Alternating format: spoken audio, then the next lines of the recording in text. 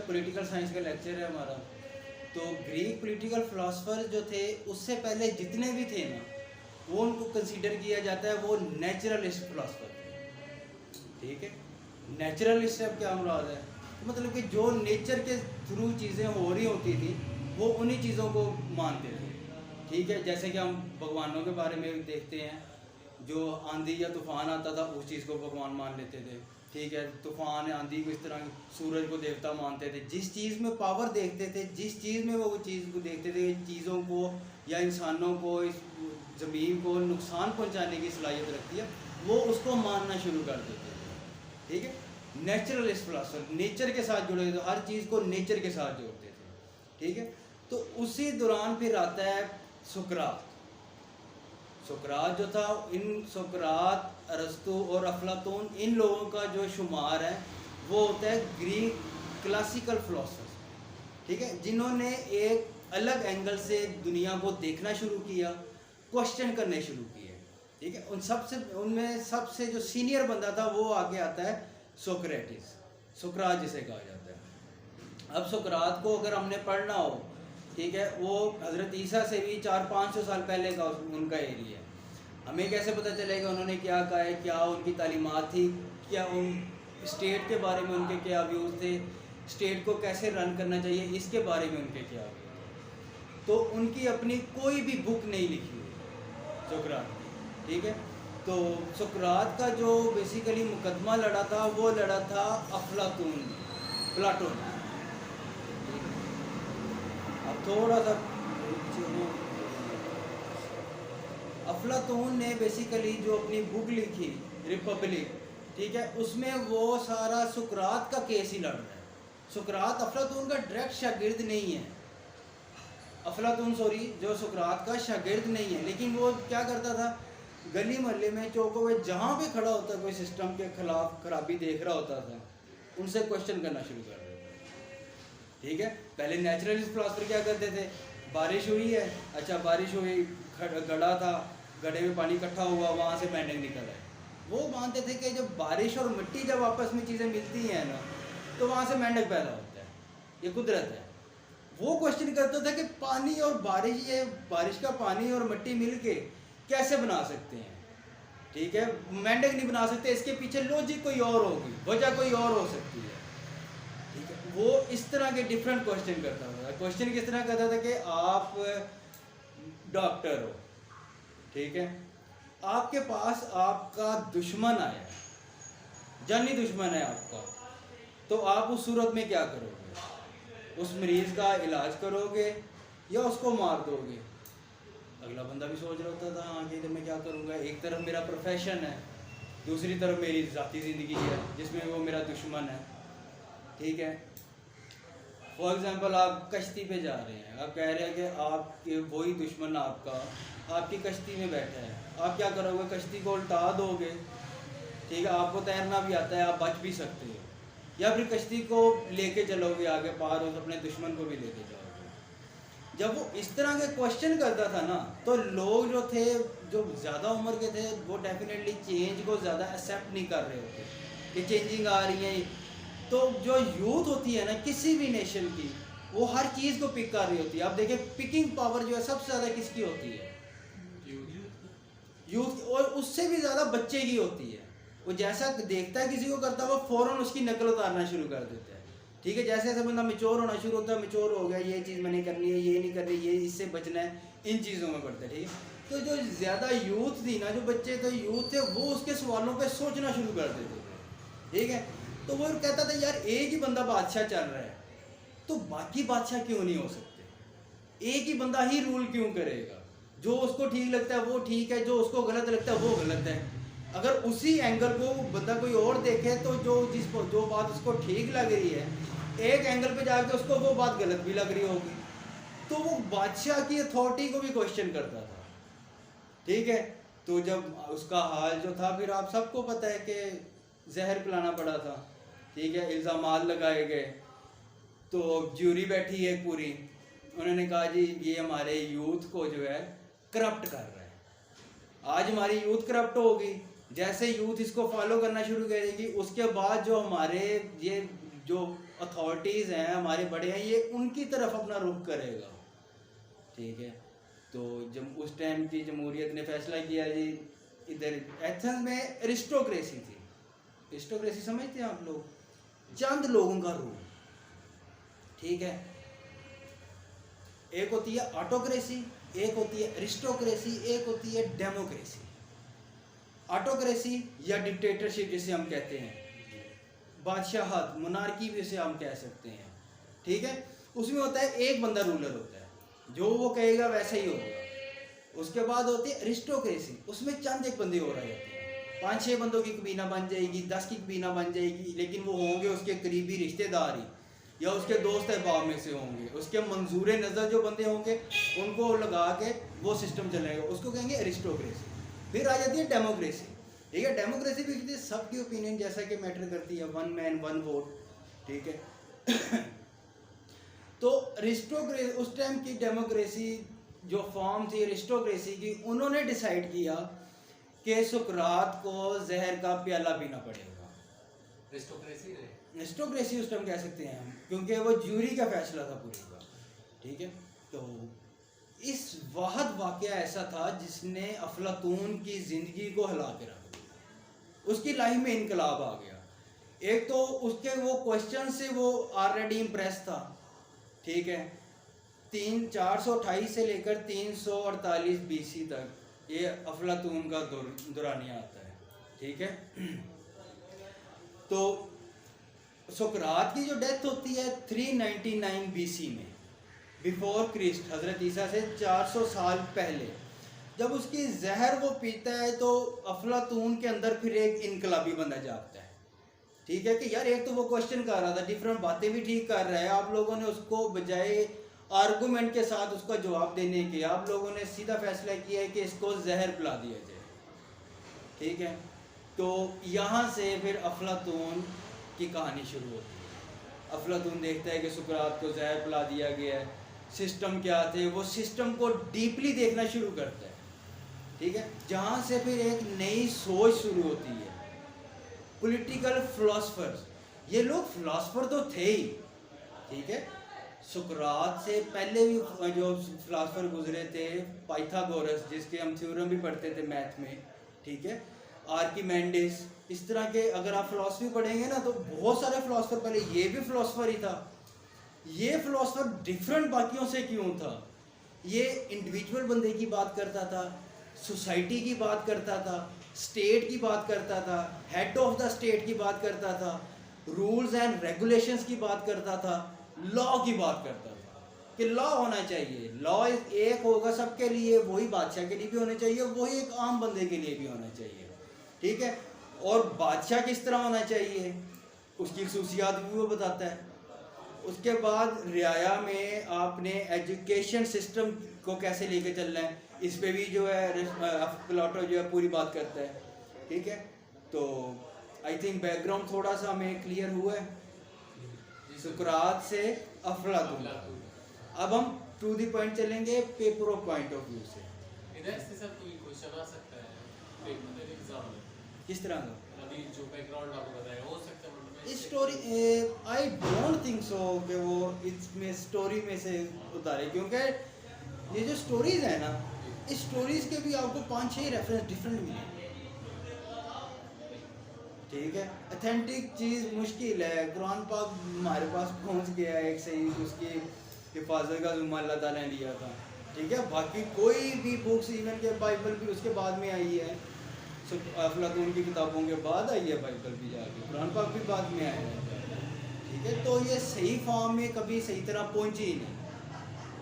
तो I don't think वो पीछे से कहेगा यहाँ से एक क्वेश्चन उठा के, ये जस्ट एक बैकग्राउंड क्लियर किया है कि आपको पता हो कि हज़रत ईसा से पहले का दौर है। ठीक है, बादशाह चाह रही थी, जिसका जितना एरिया था, जिसकी जितनी पावर थी, जाके वो कब्जा करता था और अपना सिस्टम चला रहा था। ठीक है, यहाँ से सिस्टमेटिकली एक पॉलिटिकल सोच आई, ये इम्प्लीमेंट नहीं होगी, ये भी आना शुरू हुई। ठीक है, कोई भी सोच अगर आप आज इम्प्लीमेंट करोगे ना तो उसका फ़ायदा आपको ये नहीं है कि अगले दिन सूरज निकलेगा और उसका आपको फल मिल जाएगा। हम फ्री सेशन पढ़ा रहे हैं ना, आपके साथ हमारा डिसाइड हुआ था कि हम इसको फ्री पढ़ाएंगे और आगे जाके अल्लाह आपको CSP बनाए, एक अच्छा अफसर बनाए, तो किसी की हेल्प करनी पड़ेगी तो आप लोग भी उसकी फ्री में हेल्प करेंगे। ठीक है, तो इस चीज़ को कल्चर बनाने में अभी हमें भी टाइम लगेगा ना। तो ठीक है, इसी तरह अफलातून को ठीक ठाक टाइम लगा अपनी सोच को, अपनी चीज़ों को इम्प्लीमेंट करने में। ठीक है, तो अब to the point, paper point of view के साथ चलते सर हैं। इधर क्वेश्चन है। ठीक है, अच्छा, क्वेश्चन करने से नहीं घबराना। बेशक गलत से गलत भी बैठा नहीं जाए, किस तरह का क्वेश्चन है, क्वेश्चन लाजमी पूछना है। अगर इरेलीवेंट आएगा तो पता चल जाएगा, ठीक है, और रेलिवेंट है तो उसका जवाब मिल जाएगा। ऐसे ही है, तो हो सकता है किसी और दोस्तों के जहन में भी वो क्वेश्चन हो, वो पूछना चाहते हो। क्वेश्चन पूछने से नहीं घबराना बिल्कुल भी आप लोगों ने। क्वेश्चन सर ये था कि एक वैलिड सोच थी, लेकिन इसको अप्लाई होने में इतना टाइम कैसे लगा? क्योंकि ये जो बादशाह की टेरिटरी की बात होती है, ये आप मुगलों के बाद तक देखेंगे, अंग्रेजों के बाद तक देखेंगे, ये अभी ये किससे खत्म हो गए। पहले तो यही चीज़ है था कि जिसका जितना पावर। इससे पहले आप देखें ना कि ब्रिटिश में मैग्ना कार्टा आ गया था 1215 में। मैग्ना कार्टा उनका कॉन्स्टिट्यूशन था। ठीक है, तो मैग्ना कार्टा कहाँ से आया था? कुछ इंग्लिश फिलोसफर से लिया, कुछ चीज़ें उन्होंने बाइबल से उठाई। हमारा इस्लाम भी आ चुका था, इस्लाम एक मुकम्मल ज़ाब्ता याद दे रहा था उनको। उन्होंने देखा था सहाबा के दौर, सहाबा कैसे कर रहे हैं। इलेक्शन का सिस्टम अभी सही तरह इवॉल्व नहीं हुआ था, लेकिन जो रूल कैसे कर रहे थे, उन्होंने कैसे फतुहात की, उनके एरिया में अवाम कैसे स्टेबल थी। ठीक है, मेन चीज़ तो मैटर ये कर रही होती, किसी भी बादशाह के लिए सबसे बेहतर चीज़ क्या है कि उसके रियाया अनारकी की तरफ ना जाए। अनारकी मतलब तोड़ फोड़ या मुजाहरे या प्रोटेस्ट की तरफ ना जाए, वो अपने बादशाह से बिल्कुल खुश रहे। ठीक है, और ये हमारे नज़रियात आगे मकियावली चेंज करेगा, जो फादर ऑफ मॉडर्न पॉलिटिक्स जिसे कहा जाता है। ठीक है, और अल्लामा इकबाल ने उसको शैतान का नाम दिया है, उसकी किताब को शैतान की किताब। ठीक है, मकियावली पढ़ना बहुत ज़रूरी है। डेफिनेटली बेशक शैतान है, शैतान को समझोगे ना, शैतान का पता कैसे चलेगा। ठीक है, फॉलो नहीं करना, मतलब कि पढ़ना उसको ज़रूर है। और कोई क्वेश्चन? ठीक है, 1215 में ये ब्रिटिश में आ गया था, और वो उस टाइम काफ़ी ज़्यादा सिविलाइज थे। बाद में उनकी अपनी वार्स भी चली, 30 ईयर ऑफ वार्स अब चल रही है, 16 ईयर ऑफ वार्स चल रही है। उसके बाद उन्होंने एक्सप्लोरेशन करने शुरू की, कॉलोनलाइज करना शुरू किया अफ्रीका को, एशिया को, अमेरिका को। ठीक है, तो सिस्टम ये यूरोप में इम्प्लीमेंट हो चुका था। अगर आज यूरोप में कोई सिस्टम इम्प्लीमेंट हुआ है ना, तो हम देख सकते हैं कि वो अफलातून के ही फुटप्रिंट्स हैं, उसके नक्शे कदम पे चलते हुए ही उन्होंने अपना ये सिस्टम इवॉल्व किया। बाकी जो थ्योरीज में हम सिस्टम 100% पढ़ेंगे, 100% कहीं भी ये इन्वॉल्व नहीं हुआ होगा, कहीं भी इम्प्लीमेंट नहीं होता सिस्टम। अगर 100% हो जाए तो फिर सारे फरिश्ते ना हो जाए, हर चीज़ ना ला टूटे। ठीक है, तो हर चीज़ ला के मुताबिक चल रही हो, ना कोई जंग हो, ना वार हो, ना कुछ हो। ठीक है, तो अफलातून से, अफलातून का पहले अब तक बताया था 428 से लेकर 348 BC तक इसका एरिया है। अफलातून का तकरीबन 80 साल एज बन जाती है। ठीक है, 428 से 348, 348, क्योंकि BC में भी आ रहे हैं ना। ठीक है, हाँ, उसके अब 399 में आके सुकरात को जहर दे दिया था। उस टाइम अफलातून की एज कितनी बनी? तकरीबन 29 साल। जिस एज में आप लोग अभी बैठे हुए हैं या आने वाले हैं, करीब हैं उस एज के। ठीक है, तो उस एज में एक जोश भी होता है, खून भी गर्म होता है, मुल्क के लिए कुछ करने के लिए भी जज्बा भी होता है। तो उसने जब मुतासर किया 29 साल के बच्चे को, तो फिर अब उसने गौर फिक्र करना शुरू किया, सोचना शुरू किया, और एक सिस्टम इवॉल्व किया। अपनी उसने बुक लिखी रिपब्लिक, कि मुल्क कैसा होना चाहिए। ये नहीं है कि अब कल को कोई और सुकरात उठे उसे जहर पिला दिया जाए। ठीक है, और दूसरी बात जो आपने की थी ना कि इम्प्लीमेंट होने में इतनी देर क्यों लगी, मैसेज सिस्टम कन्वे कैसे करेंगे आप? एक चीज़ आपके माइंड में आती है। ठीक है, आप फॉर एग्जांपल इसी रूम में बैठे हुए हैं, मोबाइल वगैरह या कोई और व्हाट्सएप सोर्स ऑनलाइन का नहीं है, तो आपको मैसेज अपना स्प्रेड करने में देर लगेगी। गार्ड को बताएंगे, मोहल्ले में कोई और मिलेगा उनको बताएंगे, तो मैसेज आपका कितनी देर लगेगी फैलते फैलते? बहुत ज़्यादा टाइम लगेगा। मैं तो कहता हूँ कि यही अगर टेक्नोलॉजी सहाबा के दौर में होती, व्हाट्सएप वाली, डाटा शेयर करने वाली, ईच एंड एवरीथिंग, वो क्या करते? सब कुछ शेयर हो सकता था। हो सकता है 1-2 महीने में, साल के 2 साल के अंदर पूरे दुनिया में इस्लाम होता। लेकिन इस्लाम को भी फैलते फैलते तो देर लगी। जैसे जैसे मैसेज जाता था, अब सिर्फ मैसेज चला जाना काफ़ी नहीं होता, जो लोग एक्सेप्ट कर रहे होते हैं, जो चीज़ को सुन रहे होते हैं, उनको कन्विंस भी तो करना है। ठीक है, ये सारी चीज़ें भी वो बता के गया है। एलिगोरी ऑफ केव प्लाटो की सबसे बेहतरीन थ्योरी है, वो भी आज के लेक्चर में हम डिस्कस करेंगे। ठीक है, सेम क्वेश्चन उसके माइंड में भी आया कि लोग क्यों नहीं इतनी जल्दी एक्सेप्ट कर रहे हैं मेरी चीज़ों को। उसके बाद उसने एलिगोरी ऑफ केव अपनी दी, गार की थ्योरी। ठीक है, एलिगोरी ऑफ केव को भी हम देखेंगे, उसमें आपको उसका सही आंसर मिलेगा कि अफलातून ने आके वो केव की थ्योरी आखिर दी क्यों। उसका मैसेज पहुंच नहीं रहा था, बात उसकी ठीक थी, ठीक है, लेकिन आम आदमी उस बात को मानने के लिए तैयार नहीं था। कहते यार बादशाह को जाके क्वेश्चन करेंगे, बादशाह तुम्हारी गर्दन उतरवा देगा, क्यों क्वेश्चन कर रहे हैं? अगर ये बादशाह नहीं है तो कौन बनेगा? अपने आप को कोई कंसीडर नहीं करता था, यार मैं भी बन सकता हूँ, मैं भी चला सकता हूँ। सेल्फ कॉन्फिडेंस आप कह सकते हैं या कुछ भी कह सकते हैं। ठीक है, तो सबसे पहले अफलातून मुतासर किन किन लोगों से? थेल्स, पाइथागोरस, पारमेंडिस, ठीक है, और उसके अलावा ये थे सारे एथेंस में, ग्रीस में। इनके पैरेलल ही चल रहे थे स्पार्टकस देखा होगा ना मूवी, या कोई सीजन देखा होगा? 300 मूवी है, बिल्कुल सही बात है। वो इनके पैरेलल चल रहे थे। अब इन दोनों में डिफरेंस क्या था, एथेंस में और स्पार्टकस में? स्पार्टन्स आपने देखा होगा वो जंगजू बंदे थे, ठीक है, एक हाथ में तलवार पकड़ी हुई है, इनाब लड़ते जा रहे हैं, काटते जा रहे हैं। ये जो एथेंस वाले थे ना, ये थोड़ा फिलोसफर टाइप थे, स्किलफुल बंदे थे, ठीक है, सोचने से थिंकर टाइप बंदे थे, इनमें जंगजू कम थे। ठीक है, तो अफलातून जो है स्पार्टन से भी मुतासर था, स्पार्टन जो थे।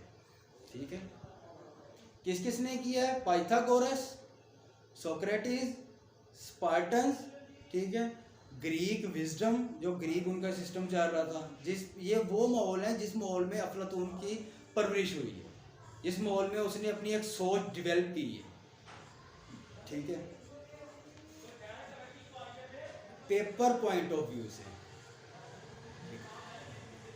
वो ये पहले इनको क्या क्या है, नेचुरलिस्ट फिलोसफर ये नहीं है, ये कौन से हैं? Greek philosophers.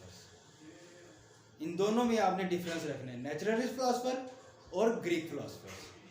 ठीक है, ग्रीक फिलोसफर इनको रैशनल भी कहते हैं, रैशनल फिलोसफर। रैशनल किसको कहते हैं आप? जो लोग रीजन मानते हो। ठीक है, 2 + 2 = 4. No one can say that 3 or 5. 2 and 2 are 4. There is a reason behind it, and we are being rational here. जब हम किसी चीज की कोई वजह दे रहे होते हैं तो हम रैशनल होते हैं। इर्रेशनल कब होते हैं? बगैर वजह के, हाँ ये ठीक है, बस यही ठीक है, कोई वजह नहीं है, बस 2 और 2 5 होते हैं। इर्रेशनल सी बात है। ये रैशनल थे, हर चीज़ के बारे में सोचते थे, उसके बारे में एक थॉट डेवलप करते थे। ठीक है, ग्रीक क्लासिकल फिलोसफर्स, ठीक है, और रैशनल फिलोसफर्स इनको नाम। ठीक है, अब ओपिनियन एक अलग चीज़ है, रीज़न एक अलग चीज़ है। रेनबो है, रेनबो में से आप क्या कह सकते हो, यार ये पूरी रेनबो है, इसमें से सबसे ज़्यादा अट्रैक्टिव कलर कौन सा है? तो आप कहोगे यार रेड, आप कह सकते हो ग्रीन, आपको पिंक कलर अच्छा लग रहा है, तो इसके पीछे तो कोई रीज़न नहीं है, आपको वो अच्छा लग रहा है। ठीक है, ये ओपिनियन है। दूसरी रीज़न है 2 + 2 = 4, इस पे हम चारों ऐसे कहेंगे कि हम ये 4 ही है, इसमें हमें कोई भी 3 या 5 नहीं कहेगा। इस चीज़ को कहते हैं रैशनल होना, रैशनल होकर जवाब देना, रैशनल होकर डिसीजन लेना, किसी वजह के साथ रीज़न अटैच करना किसी चीज़ के साथ। ठीक है, प्लाटो की जो हम चीज़ें डिस्कस करेंगे वो मेन चीज़ें 5 चीज़ें हैं। ठीक है, स्टेट, और एक उसने आइडियल स्टेट दी है। ठीक है, दूसरा उसका कॉन्सेप्ट है जस्टिस, इंसाफ सा। उसकी सबसे बड़ी लड़ाई ही जस्टिस की थी कि यार आप लोगों ने सुकरात को जहर क्यों पिला दिया है। ठीक है, उसके बाद उसकी आ गई cave theory, cave theory, theory of knowledge, education, कि आपने एजुकेशन कैसे देनी है। ठीक है, एंड पे आ जाता है फिलोसोफर किंग, जो आपका किंग है, जो आपके अगर आज के दौर में अगर हम कहें जो हमारा हेड ऑफ द स्टेट होगा वो कैसा होगा। ठीक है, ये 5 चीज़ें हमने डिस्कस करनी है। तो हम स्टार्ट करते हैं इसके जस्टिस सिस्टम से। ठीक है, अगर लिख लो ठीक है, अदरवाइज आप ये मेरे जो पॉइंट पढ़े हैं इनसे कॉपी करवा लेना, अदरवाइज वो सारे नीचे नोट्स पढ़े हैं उनसे भी करवाने होंगे, कोई चीज़ मिस हो गई तो टेंशन नहीं लेना। ठीक है, जस्टिस, जहाँ से वो कर रहे हैं, बाकी आपको कोशिश कर रहे हैं। कोई इशू नहीं। मेरे पास वो बुक्स भी घर में, ज़्यादा बुक्स घर में पड़ी हैं, तो मेरे जो देखूंगा ना मेरे इररिलेवेंट बुक हैं वही भाई आपको ला के दूंगा, पढ़िएगा, पढ़ लें तो आगे मज़ीद किसी को ट्रांसफ़र कर दीजिए। ठीक है, तो हमने पढ़ा है कि सबसे बड़ी लड़ाई थी इसकी जस्टिस, इंसाफ, अफलातून, क्योंकि सुकरात को उसके मुताबिक जो है इंसाफ नहीं मिला था। तो अफलातून कह रहा था कि इंसाफ एक तो इंडिविजुअल लेवल पे होना चाहिए, एक होना चाहिए सोशल लेवल पे। 2 ही चीज़ें होती हैं इंसान की, एक इनफरादी और एक इज्तिमाई, इंडिविजुअल लेवल पे और सोशल लेवल पे। इंडिविजुअल लेवल पे कहता है कि इंसाफ, जस्टिस ये है, अगर एक बंदे की विजडम है, वो सोचता है कि मैं सोच अच्छा सकता हूँ, प्रेजेंट अच्छा कर सकता हूँ, अच्छी चीज़ें, नया कॉन्सेप्ट लेके आ सकता हूँ। ठीक है, तो वो कहता है 3 क्लासेस उसने डिवाइड की थी, गोल्ड क्लास, सिल्वर क्लास और ब्रॉन्ज क्लास। ठीक है, गोल्ड क्लास में कौन आते हैं जी? इंडिविजुअल में से। हाँ, इंडिविजुअल में। सोशल लेवल पे भी हमारा यही होगा। ठीक है, विजडम, जो ज़्यादा ज़हीन फतीन है ना, क्योंकि सब का मेंटल लेवल सेम नहीं होता। ठीक है, डिफरेंट भी होते हैं। तो जो ज़हीन क्लास है ना, वो कहता है गोल्ड है आपकी, इनको फिलोसफर क्लास की तरफ जाना चाहिए। दूसरी आती है सिल्वर, सिल्वर क्लास कौन सी होती है? जो फिजिकली फिट बंदे होते हैं। ठीक है, फिजिकली फिट है, अपने आप को लड़ सकते हैं, वो क्लास है सिल्वर क्लास, और उनको वॉरियर होना चाहिए। ठीक है, और तीसरी क्लास आ जाती है ब्रॉन्ज क्लास। ब्रॉन्ज क्लास में क्या आ जाते हैं? जो मतलब ना थिंकर है तो ना ही वो लड़ सकता है, या उसका जिस्म ऐसा है लड़ने वाला, तो वो उसको क्या लगता है? अब भूख, एपिटाइट, तो वो अपनी भूख के बारे में सोचेगा। अगर अपनी भूख नहीं, बाकियों की भूख के बारे में, मीन्स के या वो प्रोडक्शन करेगा किसी चीज़ की या बिजनेस करेगा। ठीक है, कहता है इंडिविजुअल लेवल। अब सोशल लेवल पे इसी चीज़ को लेके चलते हैं। इंडिविजुअल तो आगे ना, बंदे ने अपना खुद देखना है, वो पढ़ सकता है, वो लड़ सकता है, या वो कारोबार या खेती बाड़ी की तरफ जाएगा। उस टाइम ये 3-4 चीज़ें होती थी, ज़्यादा होती थी। खेती बाड़ी थोड़ी बहुत होती थी, अपने लिए उगा लिया, खा लिया बस, एंड उसके बाद माइग्रेशन। सोशल लेवल पे जो फिलोसफर क्लास है, वो कहता है इन लोगों को मुल्क के हालात चलाने चाहिए। किंग फिलोसफर क्लास से होना चाहिए। किंग की जूरी या जितने भी वजीर वगैरह होंगे सारे फिलोसफर क्लास से होने चाहिए। ठीक है, दूसरी क्लास जो वॉरियर थी सिल्वर, उनको मिलिट्री ज्वाइन करनी चाहिए।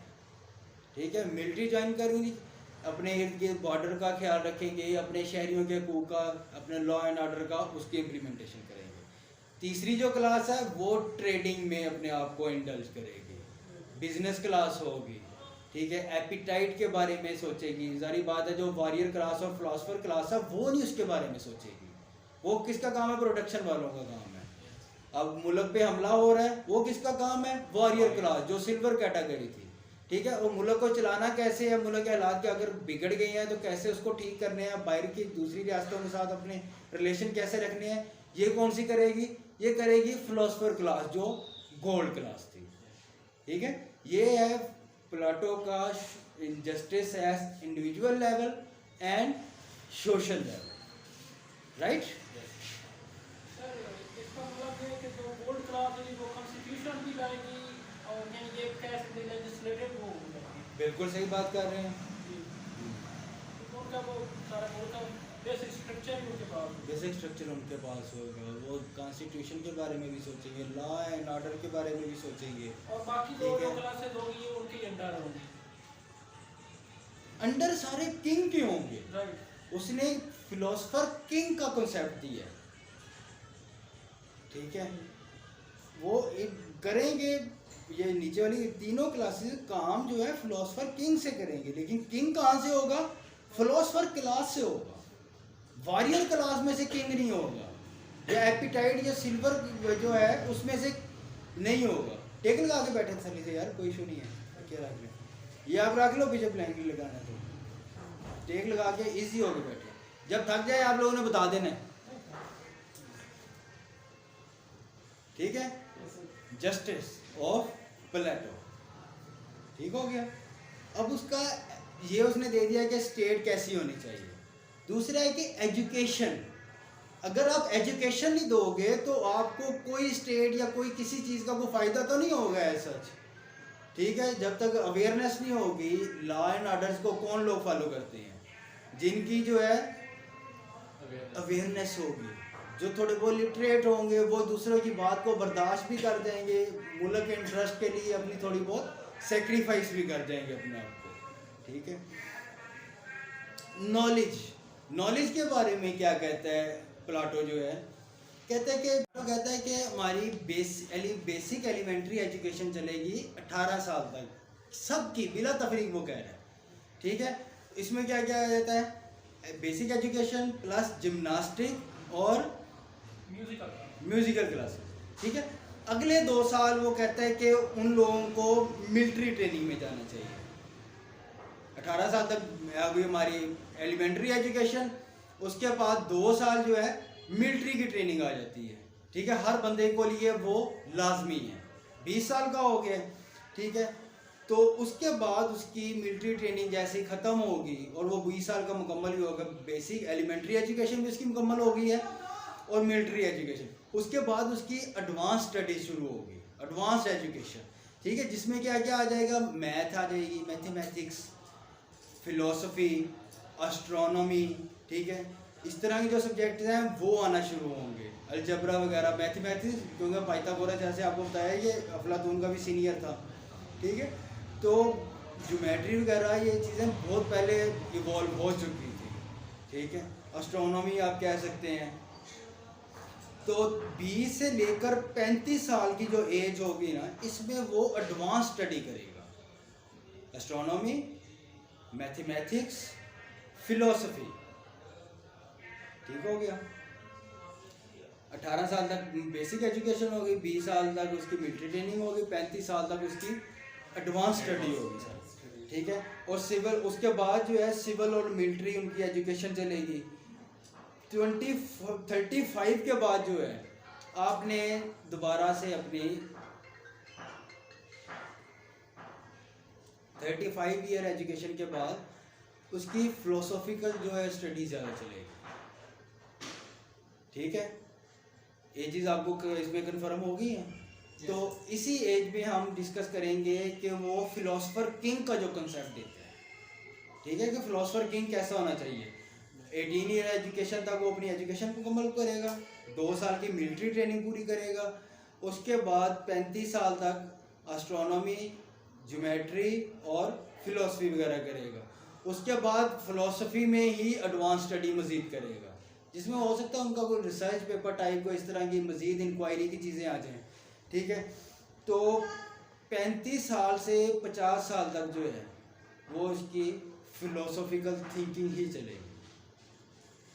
जो बंदा ये मुकम्मल करेगा सारी स्टेजेस, उसके बाद जाके किसी भी फिलोसफर क्लास का जो गोल्ड क्लास का बंदा है, ठीक है, उसको राइट हासिल होगा किंग बनने का, या वो एलिजिबल होगा किंग बनने का।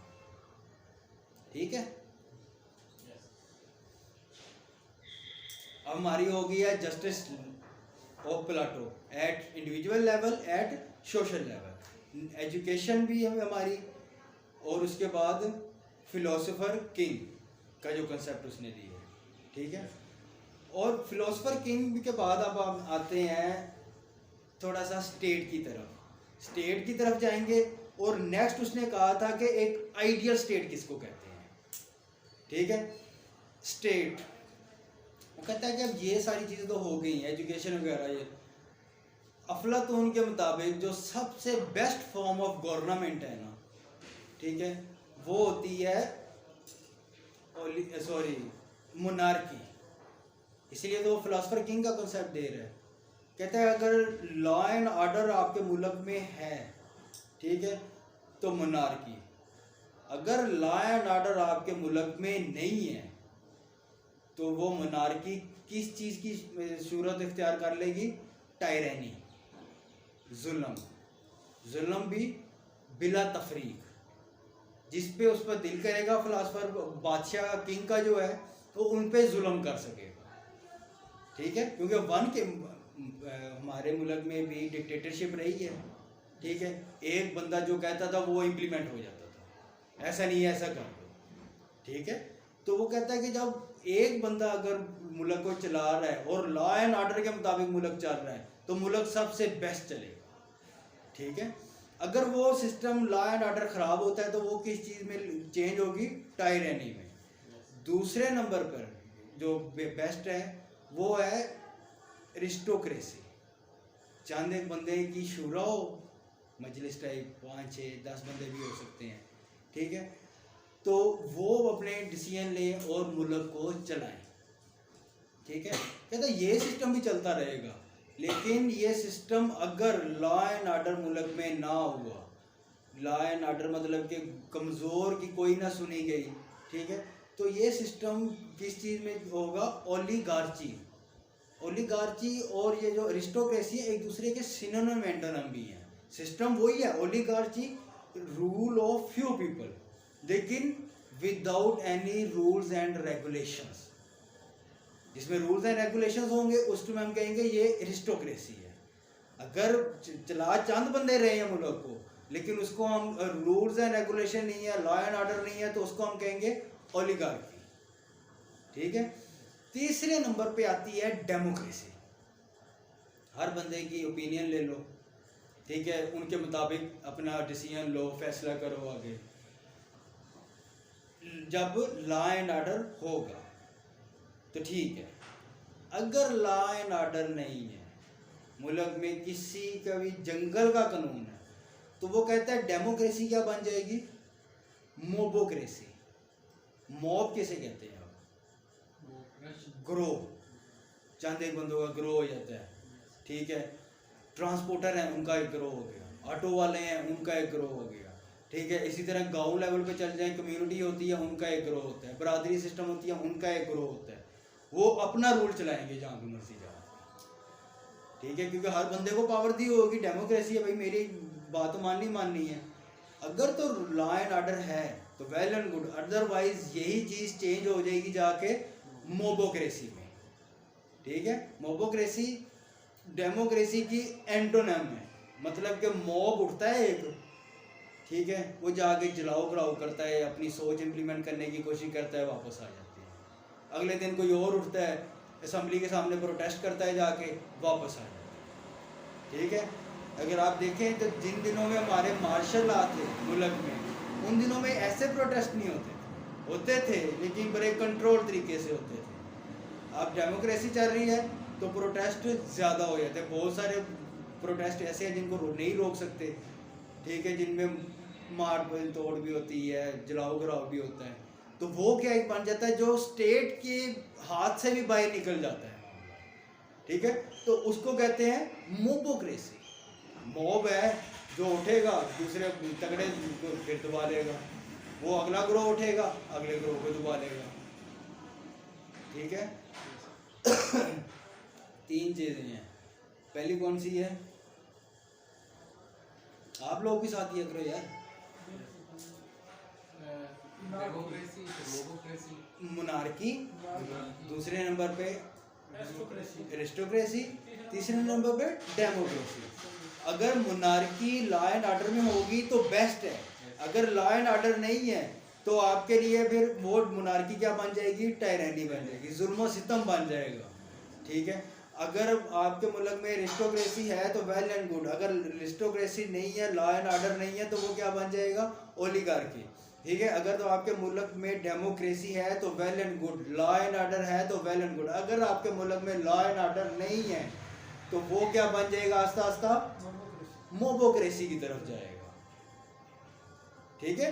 तो इसलिए कहता है कि ये जो मोबोक्रेसी थी ना, इस मोबोक्रेसी की वजह से सुकरात की डेथ हुई है।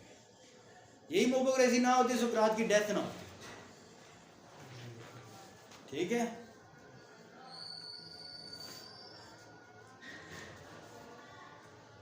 अब आइडियल स्टेट का आसान हो रही है, आवाज आ रही है थोड़ी सी।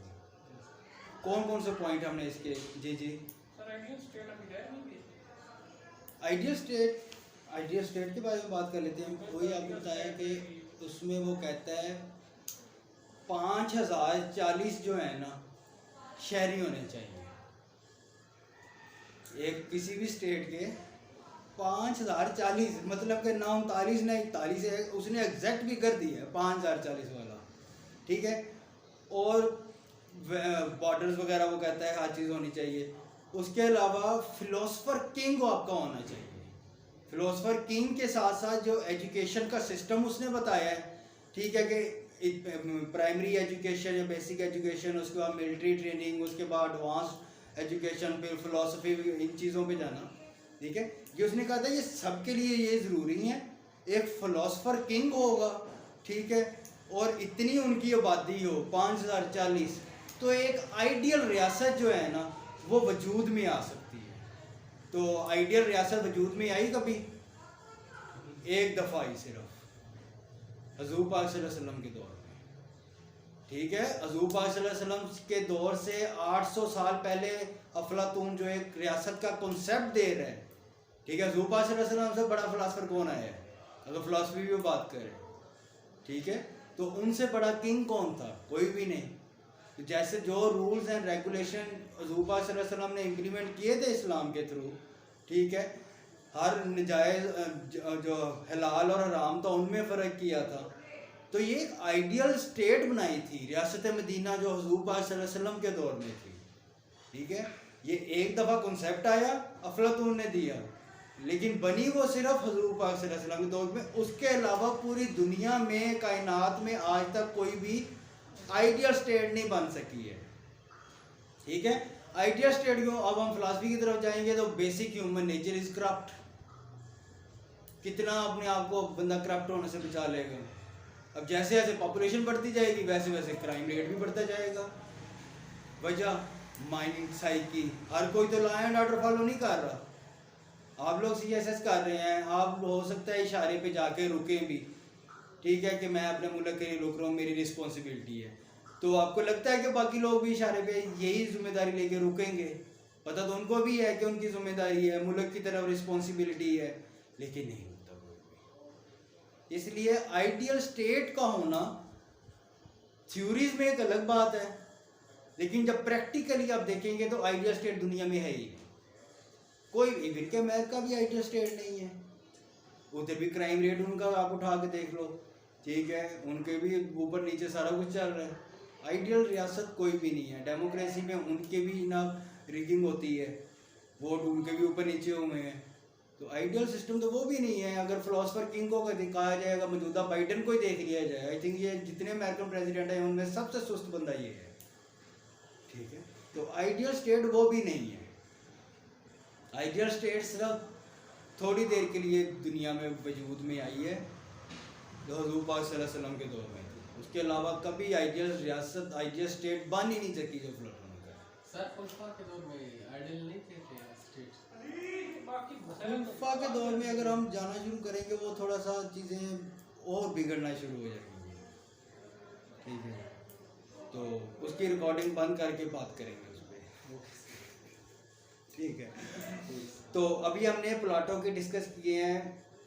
उसने सबसे पहले आइडियलिज्म को बर्थ दी है, gave birth to idealism. Ideal कैसे? फिलोसफर किंग ऐसा होना चाहिए, रियासत ऐसी होनी चाहिए, आइडियल स्टेट, ठीक है।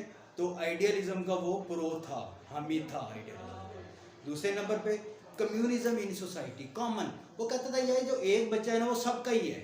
जिस तरह मैं दूसरों के बच्चे को, हमसाये के बच्चों को प्यार करता हूँ, हमसाये का भी वही हक है मेरे बच्चों को अपना बच्चा समझे, ठीक है। और कम्युनिज्म कहाँ पे? दूसरे नंबर पे आ जाता है। कम्युनिज्म उन्होंने जब कहा था कि मर्दों और औरतों के लिए जो तालीम है वो ज़रूरी है दोनों के लिए, तो कॉमन तो आ गई सबके लिए, ठीक है। उसके बाद उसने मॉरल कॉन्सेप्ट दिया है जस्टिस का, justice eight individual level and justice eight social level, ठीक है। और उसके बाद उसने कॉन्सेप्ट दिया फिलोसोफर किंग। किंग जो है वो फिलोसफर टाइप बंदा होना चाहिए। ये नहीं है कोई भी उठ के आए और उसको बादशाह बना दिया जाए, या हमारे मुल्क में वज़ीर आज़म सिस्टम चल रहा है इसको वज़ीर आज़म बना दिया जाए, ये कॉन्सेप्ट होना ही नहीं चाहिए, ठीक है। और उसके अलावा इक्वलिटी ऑफ मैन और वुमेन, एजुकेशन फॉर ऑल, सबके लिए, और आइडियल स्टेट का कॉन्सेप्ट। इसमें हमारा रह गया एक allegory of cave, cave theory, ठीक है। एलिगरी ऑफ केव में वो बात करता है, अब आपको थोड़ा सा ना विजुअलाइज करना पड़ेगा, मेरी तरफ देखना भी पड़ेगा। वो कहता है कि जैसे एलिगरी ऑफ केव में अफलातून ये कहता है कि बंदे बैठे, दीवार है एक, उसके साथ ना बंदे बैठे हुए हैं जिनको चेन लगाई हुई है।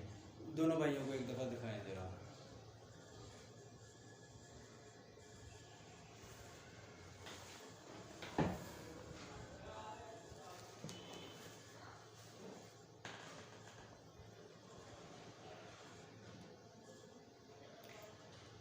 ठीक है, इसमें एक ना दीवार है, दीवार के साथ बंदे टेक लगा के बैठे हुए हैं एलिगरी ऑफ केव में, ठीक है। और उनके हाथ पैर बंधे हुए हैं, और सामने भी एक दीवार है। वहाँ पे वो देख रहे हैं कि अजीबो गरीब तस्वीरें आ रही हैं जिनसे वो डर भी रहे हैं, ऐसी ऐसी कि क्या बात है, ठीक है। कोई शेर आ जाएगा, कोई बड़ा अजदा आ जाएगा, ड्रैगन आ जाएगा। अच्छा, वो बैठे देखी जा रहे हैं। उनमें से अफलातून ये कहता है कि कोई भी बंदा ना अपनी चेन खोलने की कोशिश नहीं करता, ठीक है। हर बंदे चेन से बंधा हुआ है, जो उसे दिखाया जा रहा है वो देख रहा है। उनमें से एक बंदा अपनी चेन तोड़ता है, खोलता है उसे। जब खोलता है वो दीवार की बैक साइड पे आता है ना, जब वो देखता है ये तो पीछे कठपुतलियाँ पीछे खड़ी थी, ठीक है। जैसे हम यहाँ पे मैं हाथ रख रहा हूँ तो वहाँ पे आपको इसका अक्स नज़र आएगा, ठीक है। और उसके पीछे लाइट भी है। कहते हैं यहाँ से लाइट है और यहाँ पे चंद एक मुजस्मे, कोई चीज़ें इस तरह की रखी हुई हैं, डमीज जो हैं, जिनका साया सामने वाली दीवार पे पड़ रहा है, ठीक है। और ये वो जो अगले बैठे हुए हैं उनको तो इस बात का नहीं पता कि पीछे वो जनाब डमीज भी रखी हुई हैं और पीछे लाइट भी जल रही है। तो वो कहता है कि बहुत मेजोरिटी जो लोगों की हैं वो अपनी ज़िंदगी इसी चक्कर में गुजार देते हैं कि वो चेन के साथ बंधे रहते हैं और सामने जो चल रहा था उसे ही देखते रहते हैं, ठीक है। जो बंदा चेन को खोल के आगे देखता है, अच्छा यार ये तो डमीज़ हैं, और जो डमीज़ होती हैं उनका वैसे साइज छोटा होता है, करीब से लाइट मार के दूर अक्स मारा जाए तो बहुत बड़ा लगता है, जैसे साया भी इंसान से बहुत बड़ा हो जाता है। कहता है ये तो मैं इन चीज़ों को देख के डर। वो फिर निकलता है, कहता है गार से बाहर निकलता है, गार से बाहर के अलावा देखता है कि ये जो पीछे से एक कैंडल की या दूसरी लाइट चल रही थी उसके अलावा भी रोशनी है, ठीक है। गार से बाहर निकल के वो घास देखता है, इर्द गिर्द का माहौल देखता है, आसमान देखता है, और उसके बाद सूरज की रोशनी देखता है, ठीक है। तो ये कहता है कि इंसान को अपनी ज़िंदगी में चेन्स जो है ना, जो उसने खुद अपने आप को बांधी हुई हैं, वो तोड़नी पड़नी है। वो तोड़ के जब रियलिटी का जाके सामना करता है ना, जिन चीज़ों से वो डर रहा होता है वो एक्चुअल में होती ही कुछ नहीं, सिर्फ इंसान को उन चीज़ों तक पहुंचना होता है। जैसा कि क्या होता है, हाथी देखा है ना आप लोगों ने, सर्कस में डांस कर रहा होता है, कभी उसे स्टूल पे चढ़ा देते हैं, कभी कुछ कर देते हैं। वजह क्या होती है, उसको एक संगल डाला होता है। ये संगल हाथी को बचपन में डाल दिया जाता है। शुरू में वह तोड़ने की कोशिश करता है, संगल नहीं टूटता, ठीक है। उसके माइंड में आस्ता आस्ता क्या बैठना शुरू हो जाता है कि मैं इस संगल को नहीं तोड़ सकता, ये स्ट्रॉन्ग है। वह थोड़ी सी कोशिश भी करता है, लेकिन एक टाइम पे आके वो कोशिश करना ही छोड़ देता है।